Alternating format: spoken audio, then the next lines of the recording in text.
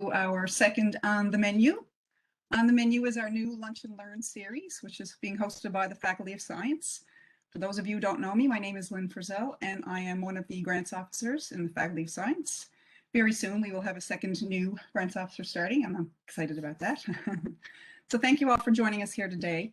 Our plan for On the Menu is to offer a full course meal covering a wide range of topics. In the months ahead, we intend to offer a variety of these sessions, which we hope will be of interest to faculty and students alike. So be sure to keep an eye out for news about our upcoming events. Our next session has been planned. It will be on Wednesday, June 23rd, 1 to 2, same time slot, and will be on the topic of applying for the NSERC Discovery Grant. So if you're planning to apply, please join us for that session. The plan is that it will be a presentation and a question and answer format. We're hoping to have past reviewers join us from hopefully a couple of different departments to answer your questions. We are also interested, of course, in hearing your ideas. So if you have any suggestions for a future session, please feel free to submit it via the chat or email us. If you think of something later and you want to email us, you can do so at science@mun.ca or directly to me. So today we're pleased to feature our On the Menu co-creator, Dr. Jacqueline Blundell, as our second presenter. Dr. Blundell completed a Bachelor of Science Honors in Chemistry and Psychology at Dalhousie University before coming to Memorial to complete her Master's and PhD degrees in Behavioral Neuroscience under the supervision of Dr. Bob Adamek. Following her studies here, from 2006 to 2008, she completed a postdoctoral fellowship at the University of Texas Southwestern Medical Center, where she studied animal models of autism with Dr. Craig Powell. In 2008, she returned to Memorial University as an assistant professor of psychology, became an associate professor in 2014, and a full professor just this past year. Her research focuses on animal models of fear and anxiety. Since 2020, Dr. Blundell has been the acting associate dean of science, graduate in research. So she's got a lot on her plate. This past January, Dr. Blundell sat on the review committee for the SEED and Multidisciplinary program, which makes her an excellent presenter for today's topic, which is the tips for preparing an application to the Memorial University SEED and Multidisciplinary Funds. So for anyone who doesn't know, that's an internal funding opportunity. The Multidisciplinary Fund is used to support new research collaborations among researchers at Memorial University from different disciplines. It provides assistance to a maximum of $10,000 towards projects up to a maximum of 24 months. The SEED fund is used to support researchers to undertake the earliest stages of research in new directions. And so a new direction that represents a significant deviation from your existing research activities. It also provides assistance to a maximum of $10,000 over a period of up to 24 months. For both of these funds, the research projects should focus on obtaining the proof of concepts or the pilot data that you need to support a future external funding application. Applications are also sought for projects that involve relationship building and community-based research, and including relationship building with Indigenous groups. And Dr. Blundell will tell us a little bit more about these funds momentarily, but before we begin with the presentation, I know we've all had lots of experience with virtual presentations now, and it seems that things go most smoothly and make for the most positive experience for everyone if we follow a few simple rules. It looks like most people are already doing so. They have their mics and cameras turned off. So we'll ask that everyone do that. The only cameras that we'd like to keep on for now will be Dr. Blundell as presenter, of course. I'll keep mine on as a moderator, and Kelly, I believe, do you need yours on as host and recorder? I'll leave that up to Kelly. Following Dr. Blundell's presentation, she'll be happy to take your questions. I will monitor the chat, which I realize I don't have turned on, so I'll do that right now. And so we just ask that you keep your questions brief. If you want to ask a question, just type in question into the chat and I'll call on you, at which point you can turn on your mic and your video and ask your question. However, if you prefer, you can just type your question in there and I will read it out to Dr. Blundell to respond. So one last final note, I'd like to remind you that we are recording this event and the video will be made public on our website and on our Faculty of Science YouTube channel in the next week or so. Okay, and now I will turn it over to Dr. Blundell. Great, thanks, Lynn. And actually, thanks to Lynn and Kelly for helping out with this. Hopefully, this will give you some ideas if you are preparing your SEED or If this is a new application for the Cedar Multidisciplinary Fund, or if you've applied in the past, like me, and not been successful, and ultimately got very little feedback, hopefully this will help with improving your application for next time. I think one of the goals of the VPR's office at the most recent competition in January was to engage with the ADSRs and various deans from different faculties to review the applications so that they could take that knowledge back to their individual faculties or departments, so that is a way of getting feedback to the faculty. I wasn't allowed to review applications from the Faculty of Science, but I sat and listened during those deliberations. And so I do have some insight, I think, on how to improve or to start your applications. I hope anyways. Feel free to ask questions. I do have a little presentation put together, but probably you know a lot of it. I think the most success or the most benefit you'll get from this presentation is through sort of questions that you might have that hopefully myself or Lynn can answer. Without further ado, I'm going to try to share my screen and hopefully work out. Just give me 1 second. Okay. Let me just... There. How does that? Does everyone see my presentation? Okay, excellent. Okay, so this application, or this talk today is information I learned from the January session. I suspect the same will happen with respect to reviewers, like that I'll be asked as a reviewer for the upcoming June competition. So let's get started. So as Lynn so nicely summarized, the SEED Fund is used to support researchers to untake the earliest stages of research in a new direction. And what I want to highlight for all of you thinking of applying for a SEED grant is you really have to emphasize how this deviates from your existing program of research. So anything that's been funded by NSERC, for example, or some other initiative, maybe CIHR or SHRC, how this particular project is totally different from sort of your main area of research, current area of research. That was critical as reviewers in determining the success of your application. The goal is that this particular project is so new that this money will help you either get pilot data or preliminary research or engage specific team members to initiate a project that otherwise would be ineligible from an external funding perspective, because there's just not enough information about or not enough background, not enough data, not enough support to go externally. As Lynn mentioned, you get a maximum of $10,000. You can apply for less, and the VPR has no problem giving you less. The maximum length of time you can hold it is for 24 months. But again, you can ask for 18 months, for example, if that's as long as you think it will take. The entire application can be found via this particular link. I strongly suggest you read through it. It does have eligibility and other requirements. It also has a fill-in part, so you actually submit this particular application. There's some questions as well as like attachments like your proposal. So please spend a little bit of time going over this particular link. The Multidisciplinary Fund, on the other hand, supports new research collaborations among researchers at MUN from different disciplines. It can be within department or across departments, but what's key is that it's new, a new collaboration. Multidisciplinary research can range from sharing of ideas, full integration of concepts, as Lynn discussed, methodologies, procedures, and so on.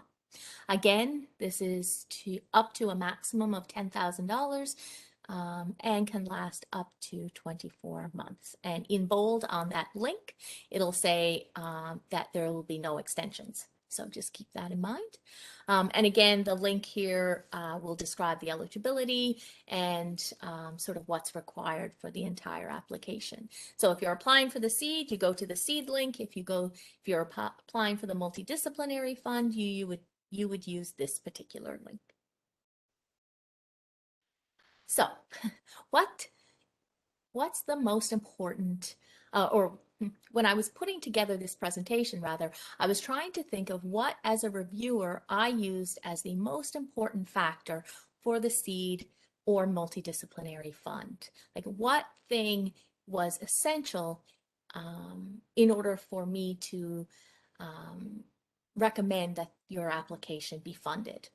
And for the seed, it really truly has to be a seed.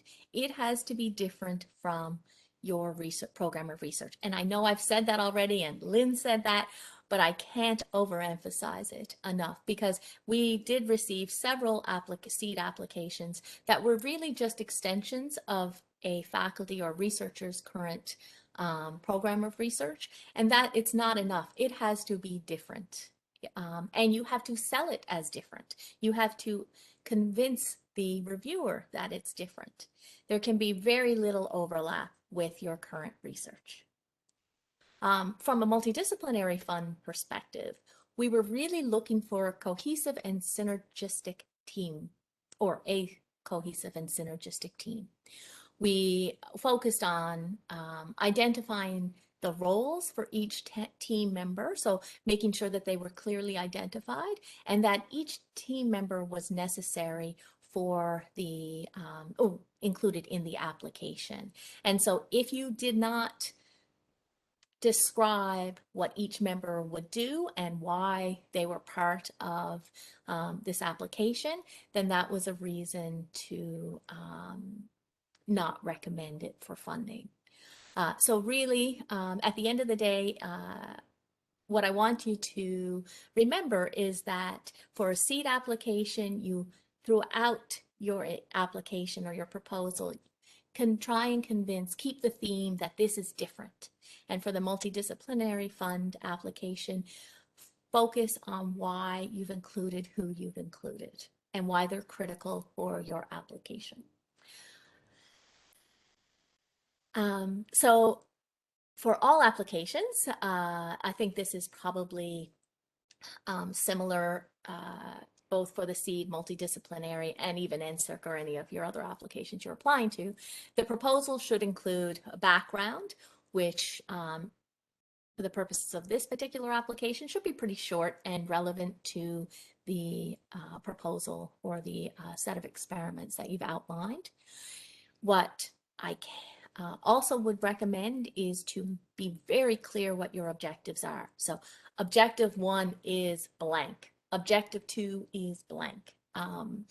It's very nice to see a well-read or well-organized proposal, and that goes a long way for reviewers in recommending the success of the application.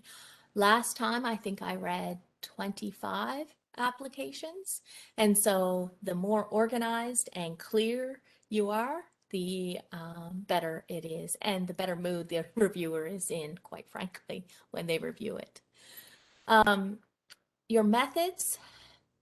So please include enough detail to describe your project. I have a little asterisk there because we are not experts in the field, or the reviewers are not experts in the field that you're applying. So remember, I said I wasn't allowed to review any application in the faculties of science. And so that will be the same across all reviewers. So we really, you may have a reviewer from HSS, for example. And so if you're doing highly technical, I don't know, physics or chemistry, or any really area, you need to write that for someone who probably has no experience, maybe not even ever taken a physics course. And those proposals that made it clear and understandable for everyone were the ones that were most often successful. So please, you need the detail, but you need to make sure you know your audience, which is non-experts. If you want to use figures to best describe your research methodology, then that's fine. Sometimes they're easier to understand than text. Methods should also display the feasibility of the project. And so I wanted to spend a moment on feasibility. So basically, can you if it's a seed application, or your team, if it's a multidisciplinary application, do the work that you have outlined? So do you have sufficient expertise? Be blunt, make it, pretend your reviewers are stupid and say, I am an expert in X, and show your papers or list your papers. Hence, I can do this experiment, or I have the expertise to do this experiment. Or, you know, the more obvious you can make it, the easier it will be to check that box as a reviewer. Do you have sufficient resources? Do you have the equipment to run your particular experiments? Don't make the reviewer question whether or not you can actually do these experiments, because if that's the case, they won't give you the money to fund it. Do you have the space and any other resources required to complete the set of experiments or the proposal? And finally, does it fit in the 2 years? So if you're interested in longitudinal research and you're looking 5 years out or 10 years out, that's obviously unfundable from at least the whole extent of the project from this particular fund. I want to spend 1 minute talking about timeline. And I gave an example here. You really want to be upfront. So, for example, I said student training will take 0 to 3 months, for example. Experiments, either you can break your experiments. If you have multiple experiments, then you can break this up. But experiment start end time would be 3 to 18 months. Data analyzed, 15 to 20 months. Paper written, 21 to 24 months, or whatever is relevant to your discipline and type of research. But please include a timeline like this. It makes it more convincing that this project is feasible. And then finally, relevance of your proposal or proposed project to MUN strategic research themes. So within each link on the application, if you click on it, you'll get MUN strategic research themes, and there's a whole host of them. So just make a comment or two on how you your set of experiments or your proposal fits within each one of, or one or two of these strategic themes. And that brings us to impact. So impact, and this is a pretty big section, and you want to spend some time on it because it helps reviewers understand the big picture. So where will this research lead? Are you planning to leverage industry or community partnerships? If so, which ones? Be specific. If your research is health related, then maybe talk about your an upcoming CIHR application, as this is pilot data for a CIHR, or maybe this is funds to get a pilot project started. So maybe you're going to look for an alliance grant or an industry partnership. Be specific on what your target is and how this can grow. The VPR is very interested in promoting your research careers, and these funds for seed and multidisciplinary are there to grow your research or your program of research. So give examples of how that you see that happening. What's the output? Do you plan on publishing papers? Maybe you have a book. I'm not sure, but whatever it is that's relevant to your discipline. What will the impact of receiving funds be on your overall research program and training environment? Maybe it's going to lead you in a new direction that there's not a lot of research on, and this will, be a huge, have a huge impact, or potentially have huge impact in this particular field. Maybe it's to attract HQP so that you can grow your program of research, set up collaborations with people outside of the university. I'm not sure what the impact of your proposal will be, but please spend time thinking about it and include it in your proposal. And finally, who will it benefit? Graduate students, is this good training? Is it a good training environment? Will it benefit the community? Will it benefit, I don't know, obviously your research program?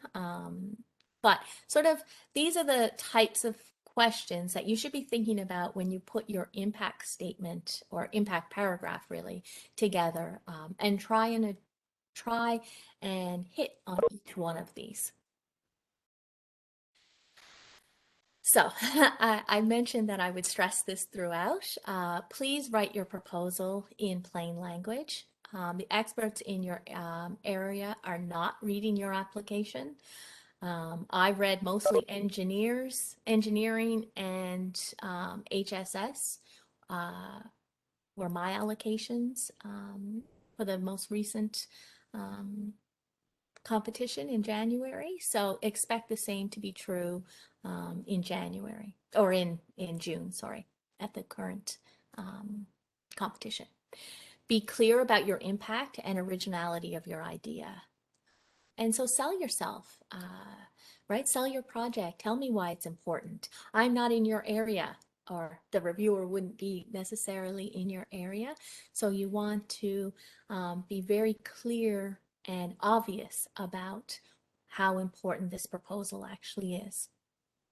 It's also very important to include throughout your application student engagement. And so if you have a student in mind, use their name. Tell me what they're going to do throughout the application. Are they involved in Objective 1 or Objective 2? What type of training are they going to have? How is this exciting training? Like, is this something that only you can provide? Really highlight the benefit to the student that's used or that's involved in this particular project. There is also a budget and budget justification section.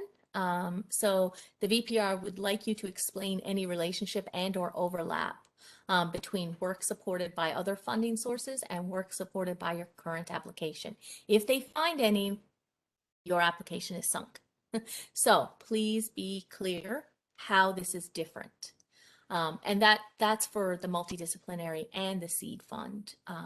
This should be money that is not under any other umbrella. Okay, so, or this project should require money that can't be funded by anything else. So please spend some time ensuring that that's made clear. They really like funds dedicated to students. I can't lie. We are a training institution, and so if you can allocate some of that funds to HQP, that looks good. Don't ask for funds for travel at this time. That was more relevant in January. Maybe there'll be travel in the next 12 to 12. Hopefully there'll be travel in the next 12 to 24 months, but I would be hesitant to include travel in your budget, just because that's an easy way to cut your budget. Just say, well, there's no way they're going to be able to travel to Tuscany, or they may not be able to travel to Tuscany, so I won't give them money for that. I don't know if that'll be the case, but that certainly was a conversation in January. Sell yourself. So your CV, so that obviously is more relevant in your CV. Tell me everything there is to know that you've done, or tell me everything about the last 6 years of your career. the one thing we did notice, because we were reviewing other faculties, some faculties or some disciplines are very different in their research output, publication numbers in particular. And so if I'm reviewing an application of a discipline that I'm not very familiar with, I may use my bias in what I believe to be a good output, but that may be completely different than what sort of HSS has as their index. So be clear about why your publication rate is good, or what other things you are doing to show output or impact. If your publication rate is kind of on the low side, why is it on the low side? Is that normal for your field? Are they super impactful, just low in numbers? You need to take up space in your proposal or your CV to address that, because we don't necessarily know. I see a list of publications and I'm not sure which ones, that particularly if those are really good journals or maybe not so great journals, or rather if those papers have had a lot of impact in the field or not. So you want to spend some time talking about that, particularly if you're an ECR and maybe don't have the CV that your colleagues might have. That's not to say we won't support you. You just have to be a little more clear about your impact.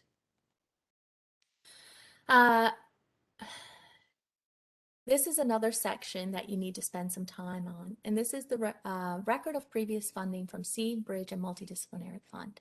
So if you've ever been successful in the past getting funds either from one of these three VPR funds, then you need to describe it and what happened after.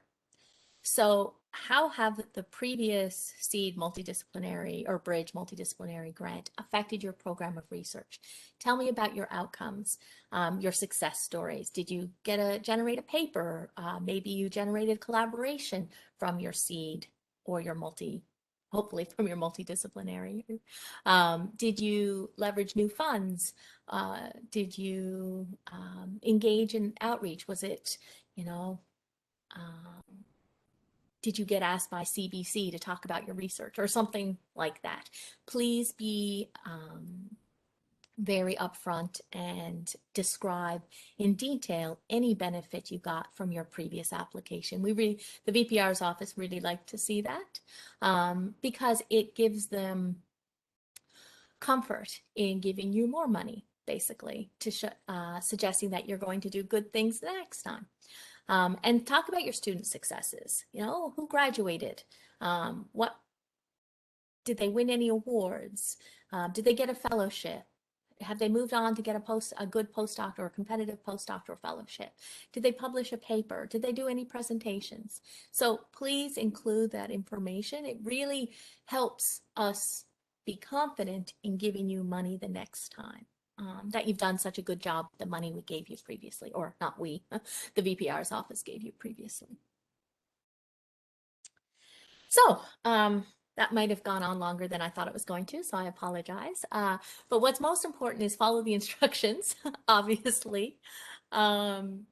Engage with Lynn and or Jennifer. As Lynn mentioned, Jennifer is our new GFO. And she will likely be involved in some of these applications. So engage early and often. We always like to say that. Upload your application to Romeo, as you all know. If you need help with that, let us know. Our deadline is June 10th at 9 a.m. And so that will give us some time to review it. Although earlier is better, it's always better. But that'll give us some time before the RGCS's deadline or the university's deadline. So the take-home message, I guess, from me is if you are writing a seed application, make sure it's very clear how this differs from your current program of research. If you are writing a multidisciplinary application or a request, then please be mindful of your team. And is every member of your team necessary? And do you cover the full scope of your proposal with this team? Okay, I think that's all I have. I'm Well, going to stop sharing now and hopefully open it up for questions.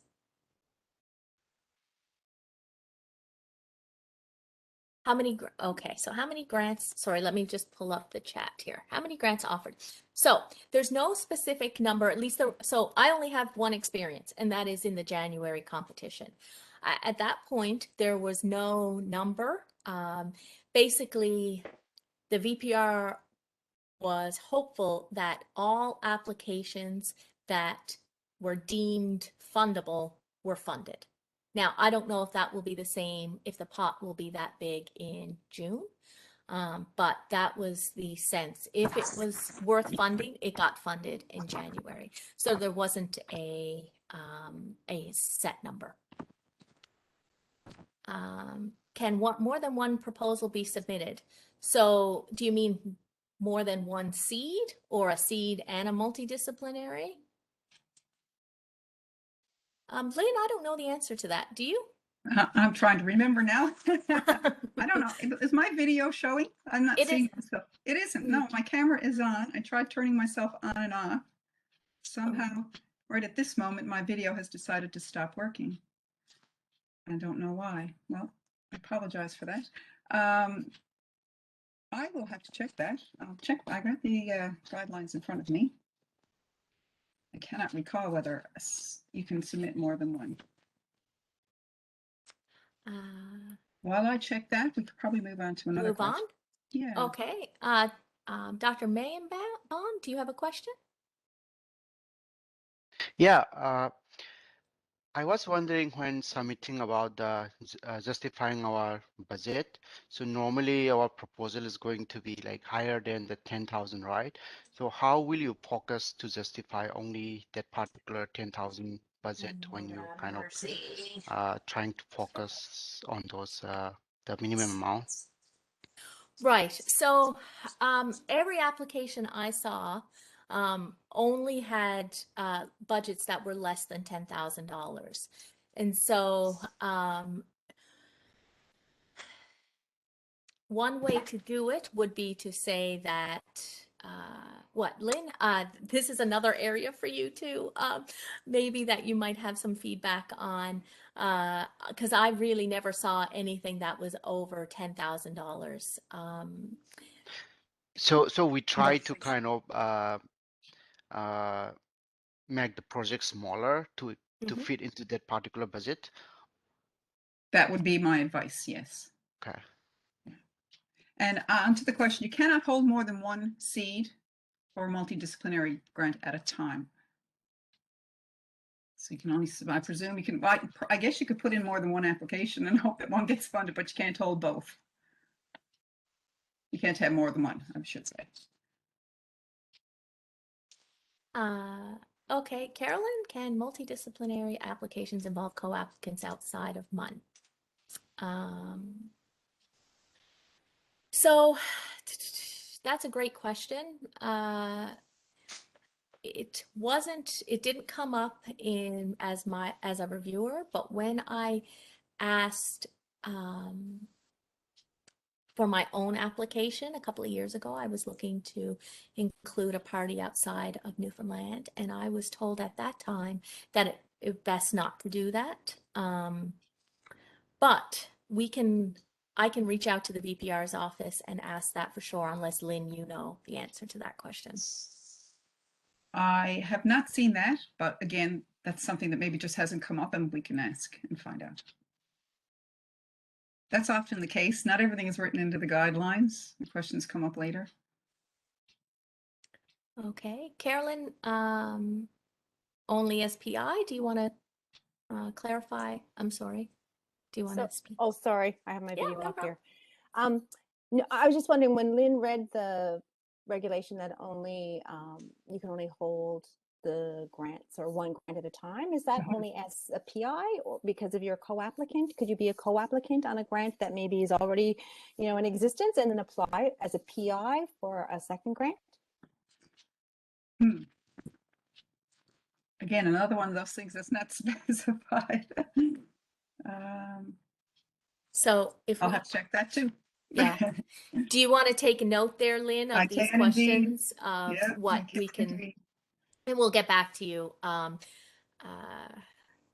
Maybe what's best. I wonder if we could do up a list of questions and then post the answers on the menu web, or I can post the That's a answers. good idea. That's what we'll do. With this presentation, when we upload the presentation. How's that?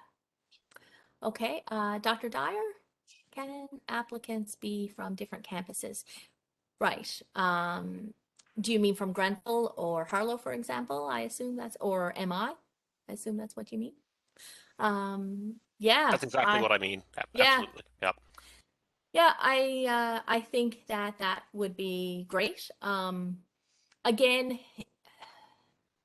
I don't know that it would be an advantage or a disadvantage. I think it would just be good. Yes.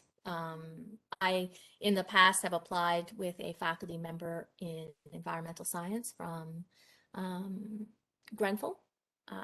And so, yeah, I think that's absolutely fine. Is the teaching term appointment eligible to compete? I know that's there in the eligibility terms. Let me pull that up. I did see that, and I want to make sure. It does say that term contracts are eligible as long as the applicant maintains their affiliation throughout the term of the grant. Excellent. Excellent. I could answer one question so far. Sorry, I want to add on thing that is it eligible? I mean, it's a good idea to apply for seed or multidisciplinary for teaching term. We don't have any in our contract. We don't have any research component for us.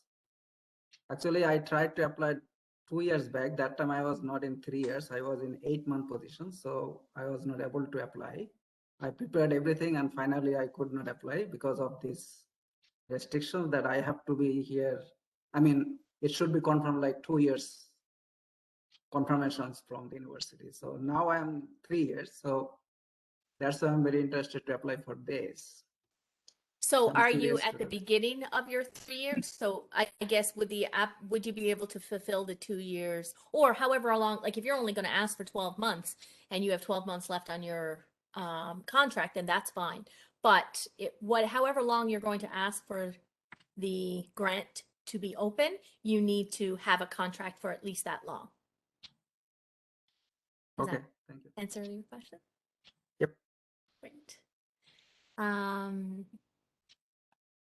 Seed and multidisciplinary applications at the same time. Is it okay to have overlap between those two? So we're going to find that question out for you, Lynn, because I don't think we know the answer to that. Yeah, you offhand. cannot, as a PI for sure, hold both. You can only hold one grant from these funds at a time. But to follow up Carolyn Walsh's question, I will have to check into whether or not you can be a co-applicant on one and a PI on another. Okay. Any other questions or anything I didn't cover? Lynn, did you notice anything I said or wrong, or hopefully No, not, or I didn't I'm curious as to whether there was any discussion, because it's such a big issue in so many other grants now, is equity, diversity, inclusion. Was there any discussion? There's no requirement in the guidelines. Was there any discussion about that? No, the only no, wasn't anything that was obvious. I'm trying to think. I know they're outlined when I read one of the applications. I think, well, it's probably in both, is Indigenous groups, so including relationships building with Indigenous groups, but no, there wasn't anything specific about EDI. That will likely come, quite frankly, think so. and it should, but not anything discussed in January as such. Dr. Christian? Yeah, I have a question that I don't know that you can answer, but for the multidisciplinary, sometimes it's obvious when there's two disciplines, physics and chemistry, physics and biochemistry, but how close or how closely do they look to make sure that it's really multidisciplinary? So Ray, the associate vice president of research, I think had mentioned that it's also interdisciplinary. So for example, within psychology, even though I'm in psychology, I can apply with someone, maybe I'm behavioral neuroscience, but maybe with clinical. So I don't think it has to be, you know, chemistry, physics. I think within biochemistry, if you're doing a different type of biochemistry than someone else maybe in biochemistry, and you can show that you have vastly different expertise, and that this project requires these very specific expertise, I think that's there was no conversation around, you know, is this person different enough? Or, you know, I think you have to make the case of why they're different. It's easier to make the case if someone's from chemistry and someone's from math, maybe, but not necessarily.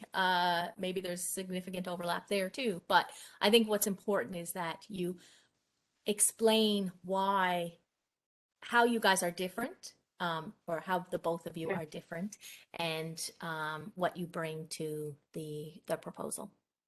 Okay, thank you. You're welcome. For multidisciplinary applications, can the co-applicants have worked together previously, or must the collaboration also be new? So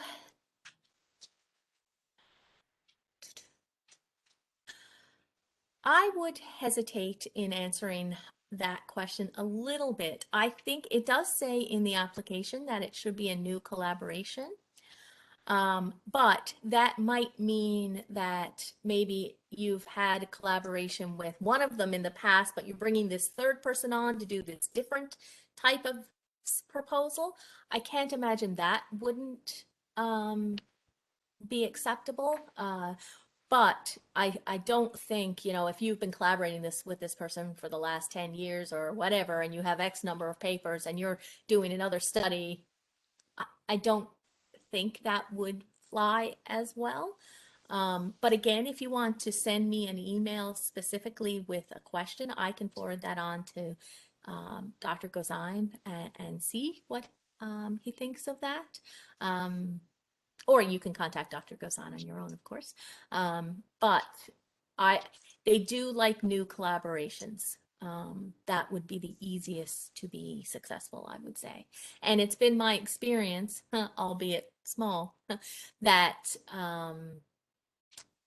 multidisciplinary funds are more challenging because you have to make the case of why the expertise are necessary, and yeah. If I may, the other possibility, Yeah. I guess, is if it's if it fits a seed, you could apply as co-applicants. If it's a new idea, if the team is not necessarily new, but the idea is new, you might want to word it and slant it that way. That's a great idea. That's a great point, Lynn. Yeah, you could do it that way to get around the newness of the team. But again, that's only if the research idea is totally different than the co-applicant's program of research, because that sinks people. Yeah, that's a major. That was really I guess that and the feasibility were the two things that prevented people from the seed, getting funded with the seed application, was that the reviewer wasn't convinced that this was a new idea, and that it was different than the program of research, for one, and two, that wasn't entirely sure that the researcher could complete the task.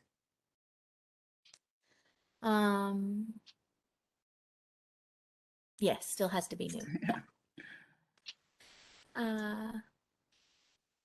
Any questions? I have a question for you, Jacqueline. Oh dear. I'm sorry, I don't know why my video is not working. How much, and it says in the guidelines, innovative, and obviously it's got to be a new idea. how risk tolerant are the reviewers? How risky, you know, it can be feasible, you can be qualified, you can have all the equipment, but you know, risk is a factor in some of these grant applications. How risky can the research be? How different from what you're doing? How new and innovative should it be? Well, I think that ultimately the reviewers may not know it's that risky because they are not familiar Right. with the area.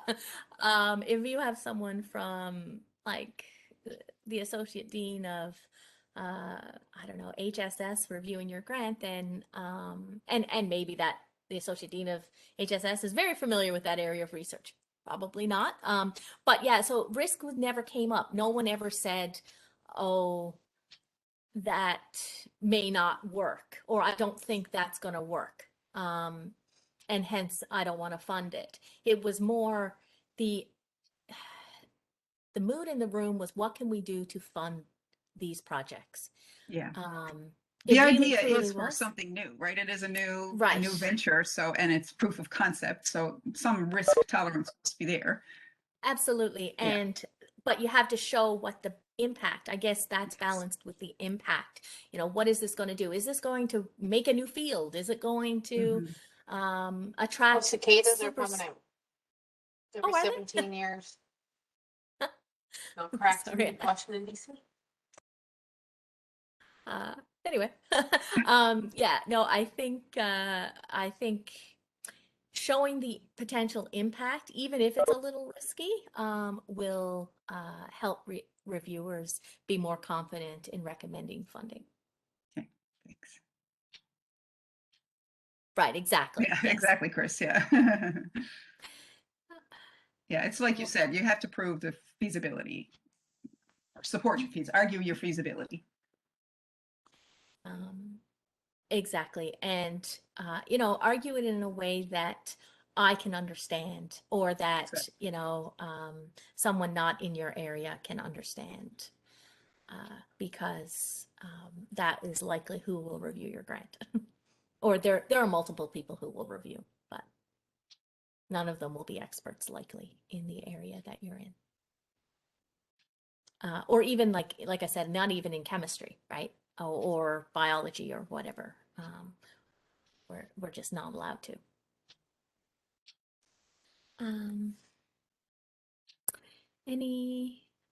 There's got about 10 minutes left. Is there anything else? Again, I can't emphasize enough the real positive mood. Like the VPR was very much hoping to fund all of the projects. And so anything, hopefully that will be the same in June, but I do recommend you get your applications in to let us review them as early as possible. We can give you feedback, and now that I've sat on the committee, the feedback hopefully will be better, or at least more specific, more relevant to what they're looking for. And, you know, hopefully we can start a whole bunch of new either collaborations or projects that blossom into sort of external funding. Application deadline is June 9th. Let me just pull that up. Yes, June 10th at 9 a.m. is when the Faculty of Science deadline. Yeah. And if I may reiterate, they're to be submitted on the MUN Researcher Portal. So if you're not familiar with the MUN Researcher Portal, I know we have a couple of new people. I can see a couple of new names here. So if you're not familiar with the MUN Researcher Portal, make sure you get an account there. And if you need any assistance, contact me. I'll be happy to walk you through it. Yeah, I had the account last time when I tried to apply, but as I mentioned that I prepared everything, then finally I was not able to apply because of the eligibility. And I'm not sure, I talked with Lane sometimes that time to open account in research portal. So I need to look back, and if I need any help, definitely I will contact you. Good. I look forward to hearing from you. Yeah. And if you know others who might want to apply, please let them know that if you think this is helpful or has been helpful, let them know that this will be available on the Faculty of Science website. And if you have any questions in the meantime that we don't cover or haven't given you answers to, and you think of, feel free to email me. I don't know that I put my email on the presentation. I don't think I did, but it's adsr@mun.ca, and I will do my best to find the answers for you. Or you can email Lynn as well, and we will do our best to help.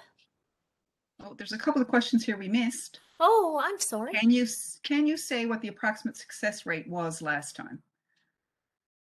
Oh, I would say it had to have been around 75 to 80%. I mean, I'm just thinking off the top of my head, there wasn't many we didn't fund, but the ones we didn't fund, there was a couple there, like one asked for a conference to be held with a whole bunch of people from outside of Newfoundland to be held in St. John's, and that was during the time when COVID wasn't, maybe the levels were a bit low, I think, in the fall, but by the time January came around, that just wasn't an option. And so that didn't get funded.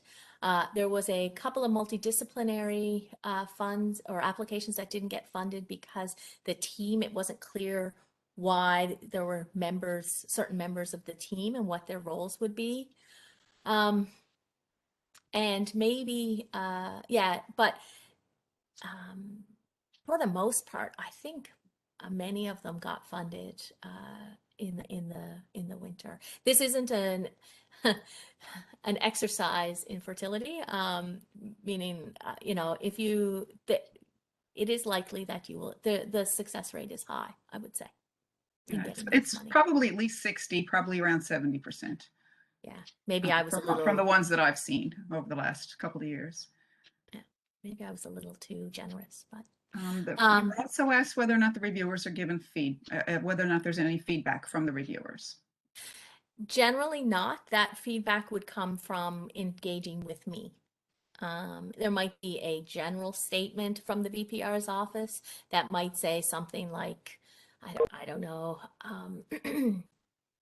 it wasn't clear that this was a seed application, but anything else, if you get your application back and it's not clear why you didn't get it, then please reach out to me and I will, because I take notes, and so I'll do my best to help you improve for next time.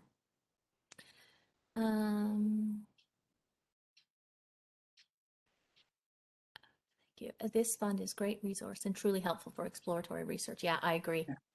Yeah. Did I miss any other questions, Kelly? Did I miss something? I think we have them all.